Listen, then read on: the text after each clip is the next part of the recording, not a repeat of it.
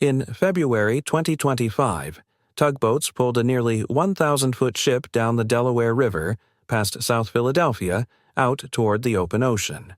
People came out to watch. A man named John Sabatos drove down from New York with his mother just to stand on the bank and see it go. "I'm heartbroken," he told a reporter.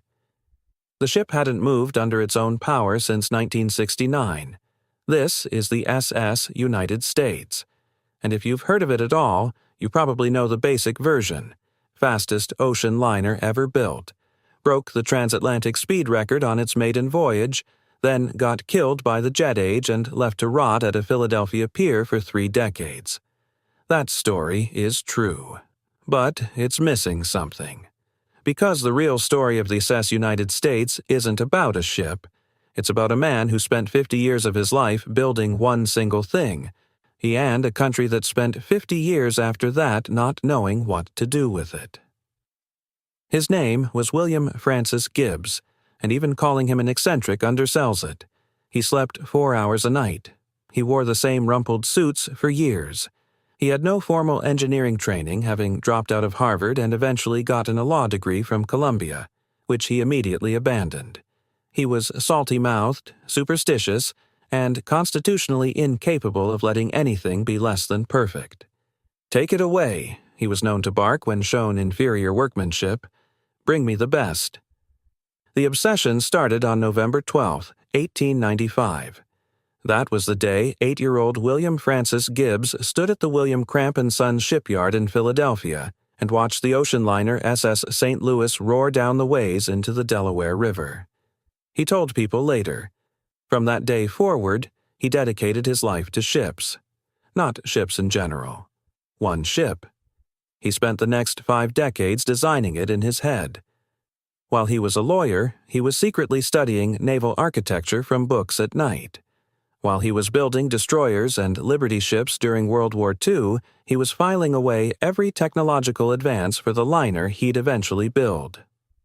When the French liner Normandy docked in New York for the first time, Gibbs took his assistant Norman Zippler on what was supposedly a tourist visit to the public spaces. At the first opportunity, they bolted for a crew door. They spent the next several hours sneaking through the Normandy's engine rooms, dodging French crew members. Afterward, Gibbs stood in his office and dictated his technical observations to Zippler for 3.5 hours straight, from memory. He wanted to know everything. He wanted to beat everyone. And he wanted one ship to prove it. By the mid-1940s, the conditions finally aligned. The United States Navy needed a passenger liner that could secretly double as a troop transport. In wartime, it needed to carry 14,000 soldiers 10,000 miles without refueling. In peacetime, it needed to be the most glamorous ship on the Atlantic. The Navy would pay most of the bills, and William Francis Gibbs would build it. Construction started February 8, 1950 at the Newport News Shipbuilding and Dry Dock Company in Virginia, and Gibbs immediately made an unusual decision. He insisted the ship be built inside a graving dock, a massive enclosed dry dock, rather than on an open slipway where anyone could watch. He didn't want anyone to see what he was doing. The engine specifications were classified by the U.S. Navy. The true top speed was a military secret. Some of the technical details remained classified for years after the ship was retired. What we do know, the ship was 990 feet long. That's nearly 5 city blocks. Its 4 steam turbines and 8 boilers produced 240,000 horsepower. By comparison, the French liner SS France, built a decade later and considered the pinnacle of post-war European engineering, produced 160,000. Gibbs also made the ship fireproof, almost entirely. His obsession with fire came from the disasters of the 1930s, ships destroyed by onboard fires that should have been survivable. He banned wood from the entire vessel. No wooden furniture, no wooden paneling, no wooden decking. The only wood allowed was the butcher blocks in the kitchen. He even tried to get Steinway to build him an aluminum grand piano. Steinway refused. They told him aluminum would affect the tonal quality, Gibbs countered by dousing a mahogany Steinway piano with gasoline and setting it on fire. The gasoline burned off. The piano didn't. Steinway supplied the piano. On July 3, 1952, at the start of the 4th of July weekend, the SS United States left New York Harbor on her maiden voyage. 70,000 people had lined up to tour her the week before. The line stretched 14 city blocks. Now she was heading east toward England. Her commander was Commodore Harry Manning, a veteran navigator who had previously served as Amelia Earhart's co-pilot. He was deliberately saying nothing to reporters about how fast they were going, because Gibbs had given him specific instructions. Don't beat the record by very much. He didn't want to show his hand, didn't want the British to know exactly what the ship could do. But it didn't matter. The ship was going so fast that the paint was being sheared off the hull by the water.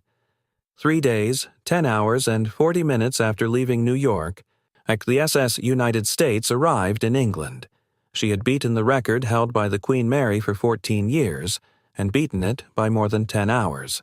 On the return voyage, she broke the westbound record too. When she returned to New York, a crowd of 150,000 people came out to meet her. The captain got a ticker tape parade down Broadway, his second one, having received an earlier parade in 1929 for rescuing sailors at sea. Gibbs was there. He always was. He attended every arrival and departure of the ship from New York for the rest of his life, personally. He called the captain and the chief engineer at sea for daily updates. He treated the ship, in the words of more than one person who knew him, like it was his child. The ship's true top speed remained classified, but the New York Times would later report that at full power, she could sustain 42 knots. Some sources placed her peak trial speed even higher. The U.S. Navy never confirmed it. Throughout the 1950s, the SS United States was what Americans wanted to be. Her passenger list reads like a mid-century fantasy. Marilyn Monroe, Marlon Brando, Cary Grant, Salvador Dali, Walt Disney, Duke Ellington, who played the mahogany piano in the ballroom that Gibbs had reluctantly allowed on board. 4 American presidents, Truman, Eisenhower, Kennedy, and a young Bill Clinton, the King and Queen of Greece, Prince Rainier, and Grace Kelly. The Mona Lisa shipped to America in 1963 for exhibitions in Washington and New York. The Mona Lisa crossed the Atlantic on the fastest ship in the world. First-class fare from New York to Southampton was $365 in 1954, which is roughly $3,800 today. The kitchens could produce 9,000 individual meals a day. For the maiden voyage, the provisioning team stocked 7,935 quarts of ice cream and 500 pounds of caviar. This was an America that believed, without qualification, that it could build anything better than anyone else. The same country that had just built atomic bombs in secret desert cities and crossed 2 oceans simultaneously to win the war. Against that backdrop, building the fastest ship in the world seemed like a reasonable Tuesday. Then came 1957. For the first time in history, more passengers crossed the Atlantic by air than by sea. The jet age didn't kill the SS United States immediately. Through the late 50s and into the early 60s, she still ran at capacity during summer months. But the numbers were moving in one direction, and the direction wasn't good. William Francis Gibbs died on September 6, 1967. The day after he died, the SS United States was making her way down the Hudson River past his Manhattan office. Her captain ordered the ship's whistle blown in salute. 2 years later, on September 7, 1969, the SS United States docked at her New York pier and discharged her passengers for the last time. That evening, she left for Newport News, Virginia. She never carried another passenger, and this is where the story gets strange, and a little absurd, and if you think about it too hard, genuinely infuriating. The ship that Gibbs built to last forever spent the next 5 decades slowly drifting between owners, each of whom had plans and none of whom quite had the money. She sat in reserve with the Navy until 1978. Then she was sold. Then sold again. Then stripped of her fittings, including the aluminum lifeboats, the furniture, the fixtures, everything that could be removed to pay debts. An owner in the 1990s started an asbestos removal project and then ran out of money in the middle of it, leaving the interior gutted and hollow, the grand public rooms, the ballrooms, the promenades stripped bare. The spaces that once held Grace Kelly and Duke Ellington were just aluminum ribs and empty air. In 1996, she was towed to Philadelphia, Pier 82 on the Delaware River, and there she stayed for almost 30 years. In 2011, the SS United States Conservancy, a nonprofit group, managed to purchase her with help from a Philadelphia philanthropist named H.F. Lenfest. Susan Gibbs, the granddaughter of William Francis Gibbs, became the executive director. She spent years trying to find the ship a new home, plans for a floating hotel in Manhattan, redevelopment proposals, an appeal to Congress, an appeal to the president. Nothing came through. Meanwhile, back rent was accumulating. In June 2024, a federal judge ordered the ship to vacate Pier 82 within 90 days. The Conservancy owed more than $160,000 in unpaid rent to the pier operator, Penn Warehousing.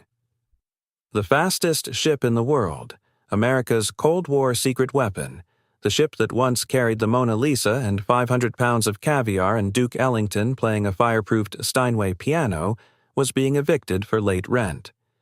There were two ways this could end: scrapped, melted down, nothing left but scrap metal and a plaque somewhere, or the option that came out of nowhere from an official in Florida's Okaloosa County named Alex Fogg. Fogg had been building artificial reefs off the coast of Destin, Florida for years, sinking decommissioned vessels to create underwater habitats for marine life and attract divers. And he'd done smaller ships, military vessels.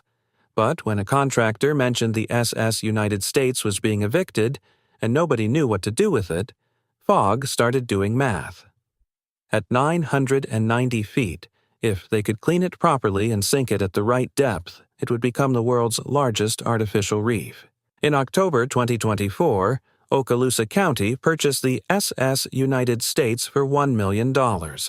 Not much for a ship that cost $78 million to build in 1952. Susan Gibbs said she'd shed a few tears. But she also said, and I think this is the most honest thing anyone has said about this whole story, this is her next chapter, and I am coming to terms with it.